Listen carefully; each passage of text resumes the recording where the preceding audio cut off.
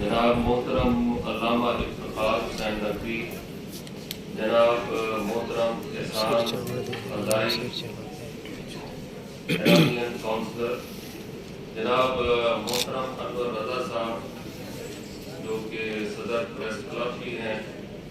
ہمارے انتہائی محترم ساتھی افضل بٹ صاحب مجھے نظر نہیں آ رہے لیکن ان کی بہت بڑی کنٹریبیوشن ہے آپ کے اسلام آباد کلب میں، دیگر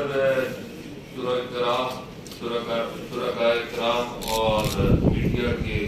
جتنے بھی ہمارے احباب یہاں پر بیٹھے ہیں، سب سے پہلے تو میں آپ کا شکر گزار ہوں کہ آپ نے ایک بہت ہی اہم موضوع کے اوپر مجھے مدعو کیا، اور یہ موضوع اتنا اہم ہے کہ یہ ہماری امت مسلمہ کے لیے سب سے محترم اور سب سے امپورٹنٹ اس وقت یہ موضوع ہے۔ آپ کو معلوم ہے کہ ہمارا قبلہ اول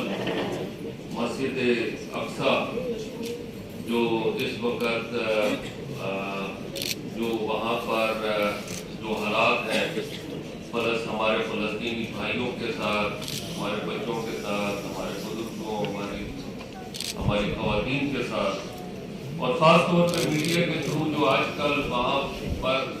صہیونیت جو مظالم آ رہے ہیں وہ انبلیویبل ہے۔ مجھے سمجھ نہیں آتا کہ اس وقت یہ ہیومن رائٹس کے جو چیمپئن ہیں یہ کہاں پر سوئے ہوتے ہیں۔ ان کو صرف ہیومن رائٹس جو ہے یوکرائن میں نظر آتا ہے، مشرقی تیمور میں نظر آتا ہے، وہاں پہ نظر آتا ہے جہاں پر ان کے اپنے انٹرسٹ ہوتے ہیں۔ ان کو یہ مسائل اور یہ جو قتل و غارت، خون خرابہ سیریا کے اندر، روہنگیا کے اندر، لیبیا کے اندر، فلسطین کے اندر، کشمیر کے اندر، افغانستان کے اندر، جہاں پر یہ بالکل خاموش بیٹھے ہیں۔ فلسطین کے اندر اتنا بڑا جو قتل و غارت ہو رہی ہے اور جس طریقے کے ساتھ وہاں پر انسانیت کی دھجیاں اڑائی جا رہی ہیں، اس حوالے سے یہ ہمارے جو سپر پاور جو ایک چھوٹی چھوٹی چیز کے لیے کھڑے ہو جاتے ہیں وہ کیوں خاموش ہیں؟ یہاں تک کہ آج یوکرائن کے اندر جو یوکرائن اور رشیا کا معاملہ چل رہا ہے، جو ان کے اختلافات ہیں اس میں رشیا کے خلاف اس طریقے کے ساتھ بندشیں کی جا رہی ہیں، ان پر امبارگو لگائے جا رہے ہیں، یہاں پر یہ چیزیں نظر نہیں آتی کہ یہاں پر کیا ہو رہا ہے اور کس طریقے کے ساتھ یہاں پہ قتل و غارت گری ہو رہی ہے۔ میں سمجھتا ہوں کہ اس میں ہمارے محترم ساتھی نے جو بھی اپنی اسپیچ میں یہ بات کی، میں اس سے بالکل متفق ہوں کہ ہم مسلمانوں کا اتحاد نہیں رہا، اور ان کو موقع مل گیا ڈیوائڈ اینڈ رول، جو انہوں نے کئی سو سال پہلے ایک پروگرام بنایا اور اس ایجنڈے پہ کام کر رہے ہیں، ڈیوائڈ کرو اور حکومت کرو۔ جہاں تک کہ پہلے ملکوں کو انہوں نے ڈیوائڈ کیا، پھر ملکوں کے اندر مختلف ایشوز کے اندر آپ لوگوں کو آپس میں تقسیم کیا گیا۔ ہمیں یہ ساری چیزیں سمجھنے کی ضرورت ہے۔ ہمارا قبلہ ایک ہے، ہمارا اللہ ایک ہے، ہمارا کلمہ ایک ہے، ہمارا رسول ایک ہے، ہمیں اس کے نام پہ اکٹھا ہونا ہے، اور میں سمجھتا ہوں کہ ہمیں ضرور اس کے اوپر سوچنا چاہیے۔ مراکش سے لے کے انڈونیشیا، ملیشیا تک ہر قسم کے ذخائر مسلمانوں کے پاس موجود ہیں، لیکن ہر قسم کی طاقت مسلمانوں کے پاس موجود ہے، لیکن مسلمان جو ہے وہ اس وقت خوشی کی حالت میں صرف اور صرف اتفاق کا نہ ہونا، آپس میں اختلافات اور آپس میں چھوٹے چھوٹے مسائل کے اندر ہم جو ایک دوسرے کے ساتھ نبرد آزما ہے، اس نے آج ہمیں اس حالت میں گزرایا ہے۔ میں سب سے پہلے تو مذمت کروں گا کہ مسجد اقصی میں جو اسرائیلی فوجیوں نے معصوم ہمارے مسلمان بہن بھائی جو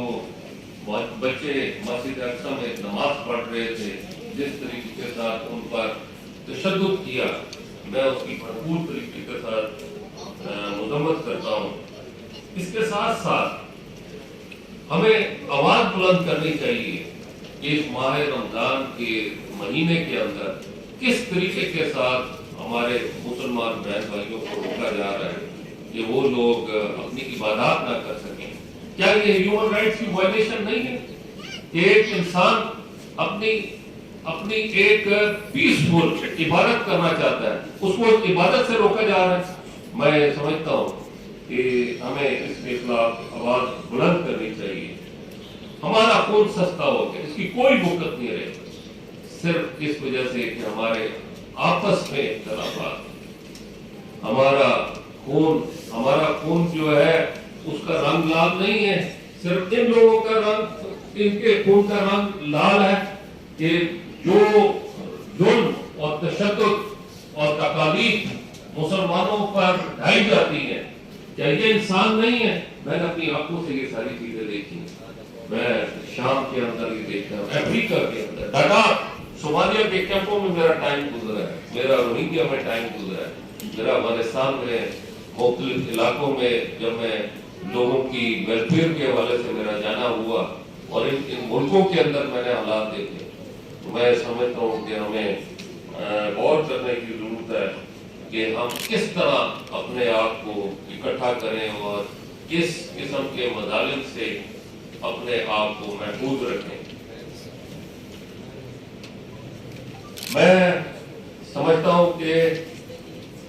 किसी मुल्क पर कब्जा करना, उनके लोगों को उनके घरों, उनके आबाई वतन से मुस्तकिल तौर पर निकाल बाहर करना, कत्ल व गारत, जराइम, जान व माल की तबाही, नस्ल कुशी, ये इंतहाई होलनाक शक्लों की सूरत में इस्तेमाल करते हुए इन दहाइयों तक इस तारीखी जबर को जारी रखना, ये वाकई मैं समझता हूँ कि इंटरनेशनल अदारों का जुल्म बर्बरियत का एक बहुत बड़ा रिकॉर्ड है जो ये कायम कर रहे हैं। और मैं आपको खराज तहसीन पेश करूंगा कि आपने इस असल